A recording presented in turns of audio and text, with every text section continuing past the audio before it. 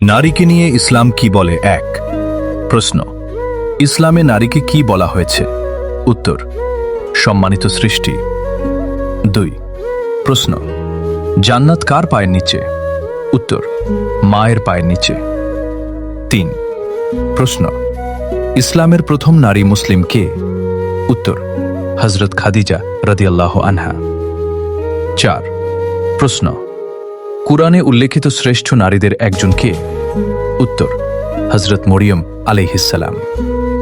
৫ প্রশ্ন, নবী সাল্লাল্লাহু আলাইহি সাল্লামের কন্যার নাম কি? উত্তর, হযরত ফাতিমা রাদিয়াল্লাহু আনহা। ৬ প্রশ্ন, নারীকে কিভাবে আচরণ করতে বলা হয়েছে? উত্তর, সম্মান ও সদ্ব্যবহারের মাধ্যমে। ৭ প্রশ্ন, সন্তানের প্রথম শিক্ষক কে? উত্তর, মা। ৮ প্রশ্ন, ইসলামে নারীর মর্যাদা কেমন? উত্তর, অত্যন্ত উচ্চ। ৯ প্রশ্ন, একজন সৎ নারীকে কি বলা হয়েছে? উত্তর, দুনিয়ার শ্রেষ্ঠ সম্পদ। ১০ প্রশ্ন, নারীর প্রতি উত্তম আচরণের নির্দেশ কে দিয়েছেন? উত্তর, মুহাম্মদ সাল্লাল্লাহু আলাইহি ওয়াসাল্লাম।